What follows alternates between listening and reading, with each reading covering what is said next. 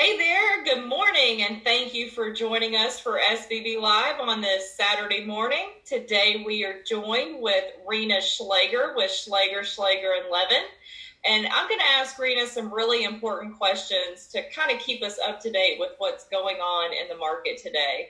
So, Reina, can you tell me, I know as many others, being stuck at home has us watching the news and really watching the movement in the stock market. There sure seems to be a lot of upward and downward shifting, and it seems like everybody has an opinion of what's going on. So tell me, if you were to give me some advice, what would you tell me to do?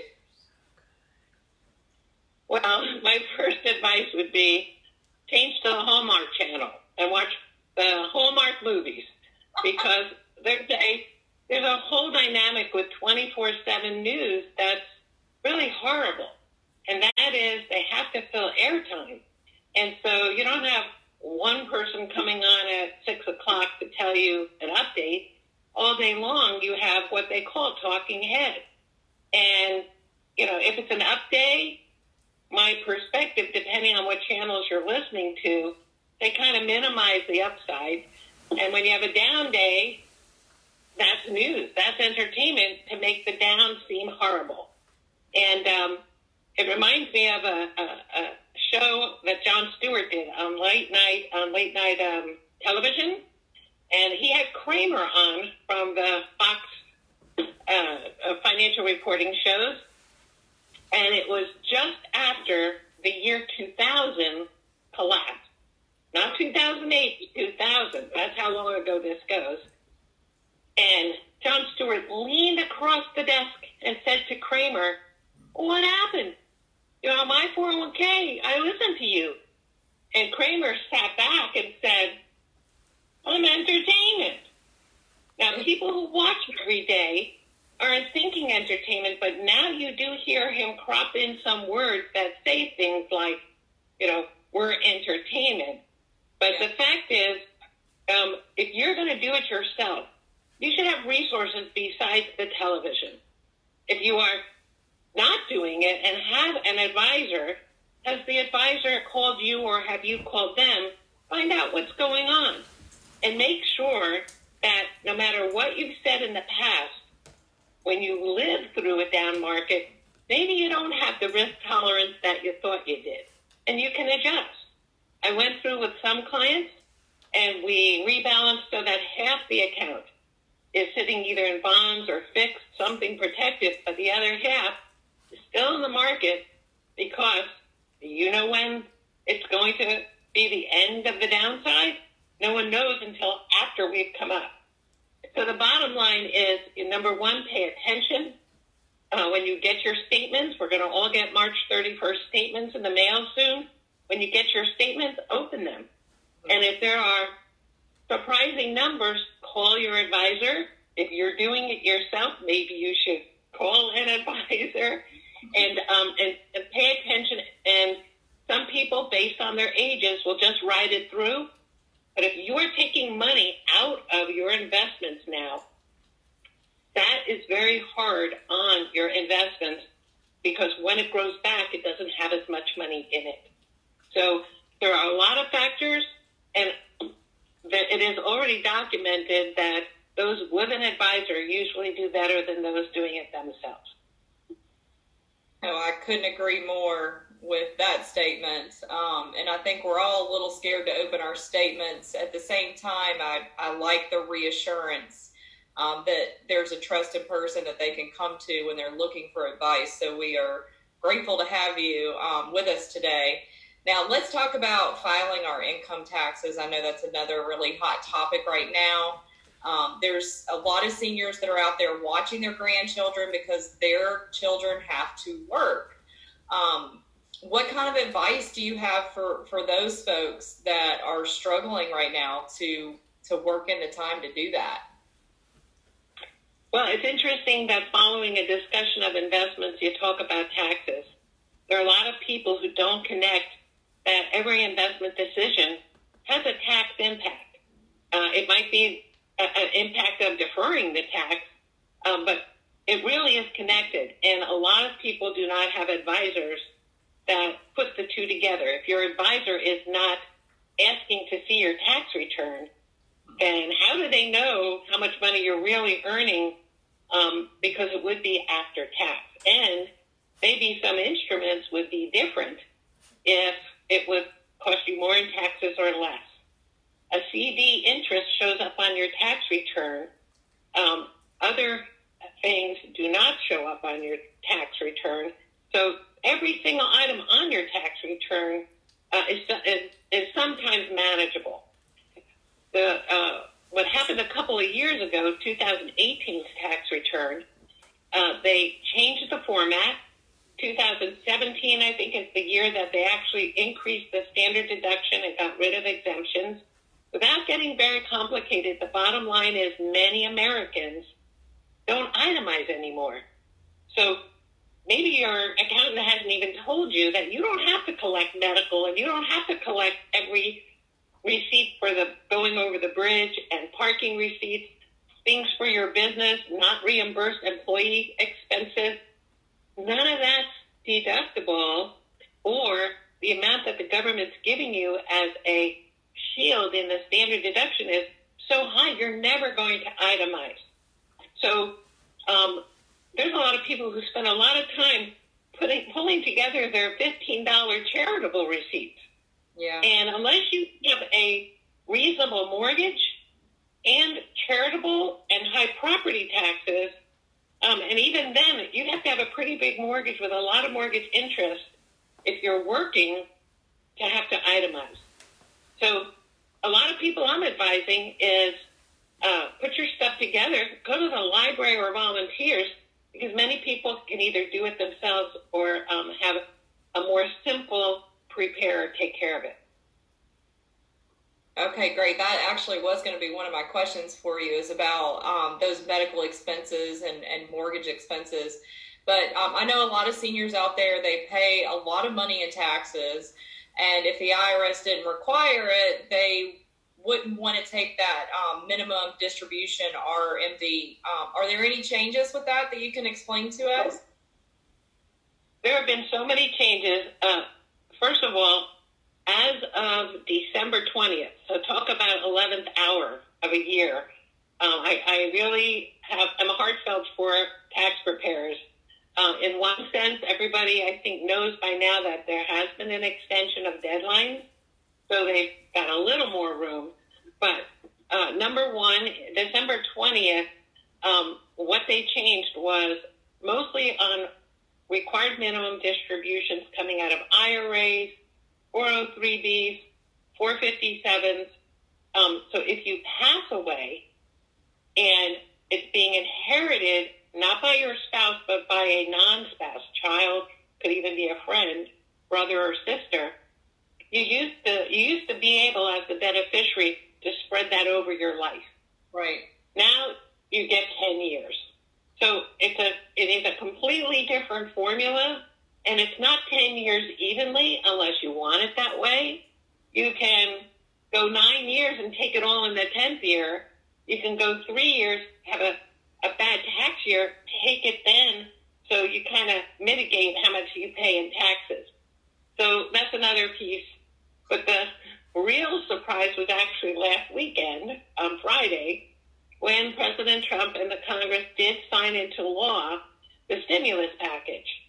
The stimulus package has so many things in it.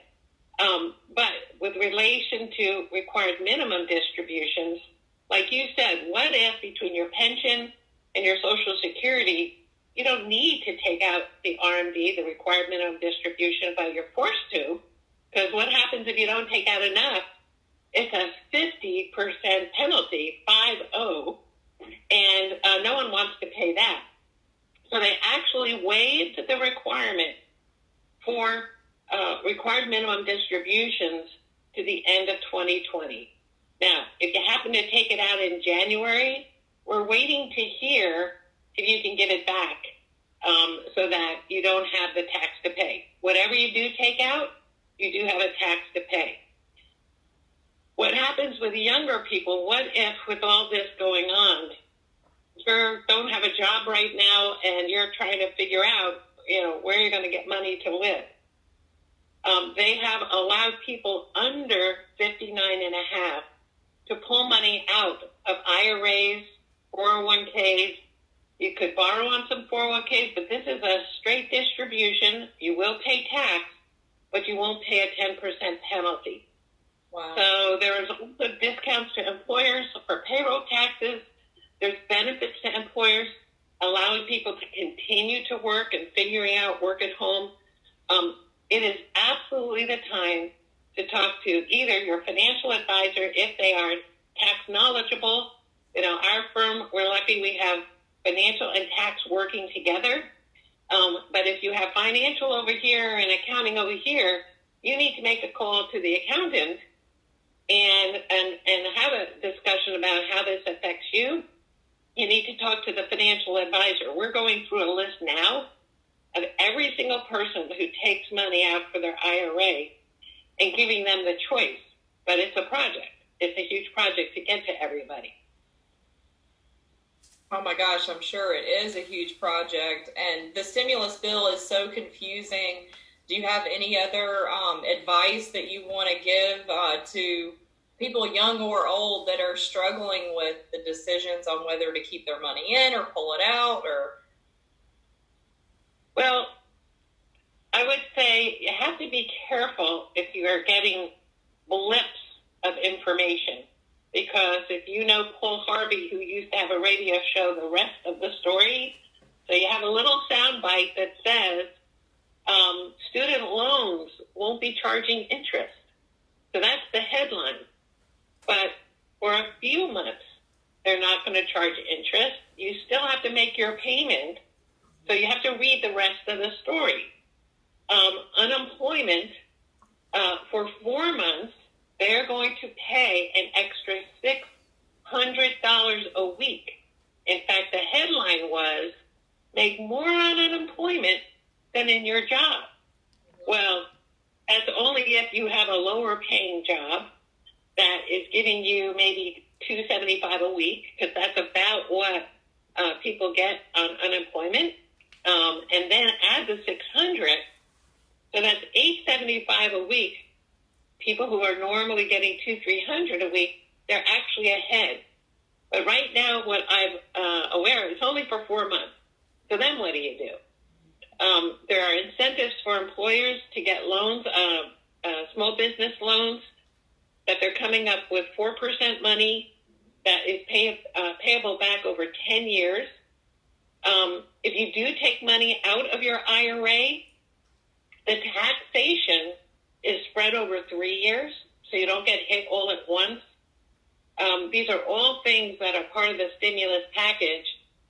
We had something come up because the first information we were given on Monday, so it just passed on Friday, was that, you can waive taking the IRA distributions. Well, we have a lot of people who are beneficiaries of someone on an IRA, not a spouse, like I mentioned before, over 10 years instead of over your lifetime. But are they waived from having to take it to the end of the year? And the answer is yes. If you have a beneficial IRA as a beneficiary of your parent, you don't have to take that money out. So why is it important to not take money out? Because everyone wants to actually get the money. And the answer is because if you don't need it, and you have, let's say you have $50,000 in a retirement account. First of all, if it loses 50%, just for an example, because we haven't lost that in the market, that's 25. If 25 grows back by 50%, are you back at 50? No. You have to make more than the loss in order to be made whole. At the same time, if you have 1,000 shares of a stock, when you sell some shares to take your income, then tomorrow when the market goes up, you have fewer shares. So the worst time to take money out is when the market's down. Now, if you have a 401k, if anyone has a 401k, and you're sitting there saying, oh my gosh, all I see is my account go down, and it comes out of my paycheck and it's going in, and the account keeps dropping. believe it or not, putting money in during a down market, you are building a huge value because what's happened? You're buying low. So if you're buying low, when the market turns around, you'll have so many more shares that you'll be in a better position. What you can do is take stock of what your allocation is for the money that's already in there. Right. Because you do to safety so that all you're doing is making sure new money coming in is buying low, but you've made a more protective allocation depending on your age. If you're in your 20s and your 30s, even your 40s, if you have money in the market, I would just let it ride because you have the time for it to recover. I think that's my best advice. What would your advice be for seniors that are retired now and were banking on that money to pay for their assisted living or their retirement needs and advanced care? Well, we have a lot of clients. Oh, I'm sorry, what? I said, if you're allowed to comment on that. Oh, sure. I have a lot of clients who are in facilities. And I also have people who have money in the market and they take money out in order to live on. Most financial advisors are going to try and keep 6 months or a year of cash in the accounts so that when something like this happens, I'm not trading to create the payment. I'm not selling positions to make the payment. Now, I have clients who have great long-term care insurance that is even paying them more than the amount of their monthly bill. I have some who are getting a long-term care payment that's paying part of the bill, and then their Social Security is helping, or they have a pension. I always have a concern if the way you afford to get into a facility is using money from investments unless you have real depth in your investments. You need guaranteed income streams.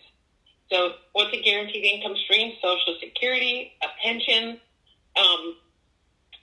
You may have bought the immediate annuities that act like a pension, but there are also insurance products that provide guaranteed income streams. For example, when I put money away for retirement, and I'm married, and my husband and I basically contribute every year equal amounts, it is all in brokerage, accessible stocks, mutual funds, ETFs. Mine, I'm the one who wants to be able to know what amount of money I'm going to get later and that it's guaranteed. So I have the types of annuities that I'm going to turn on an income stream. And even though, it's better for good markets and you'll have more money in the contract, but it could go to zero. And Bob and I will have that income stream for both of our lifetimes. That's excellent advice, and I've always loved listening to how you talk about the difference of opinion that you and your husband have on how you're going to retire. And you are such a smart woman. You've got a plan, and he's going to thank you for it later, isn't he? Well, we both agreed on it, but it did come at a moment in the height of one market where I wanted to stop and put money into safety, and he was ready to go on. And so that's when we cut everything in half, and he does his thing, I do mine, and it's a good blend. Yes, it keeps a very healthy marriage, I'm sure. Was there anything else you want to contribute to today's SBB Live? I would say there's a saying, and I was trying to make sure I gave credit to who said it, and it is not handy. Okay, but I have a little book on my desk, and in fact, it's right here. I can give credit. This gentleman worked for Forbes for years, and his name's James Michaels. You can look him up on the internet for his background. Okay. But what his comment is, the time to buy securities is when the media is so full of doom that your trembling hand can scarcely pick up the phone to dial to make a purchase in the market. Well, we are there. Well, and the last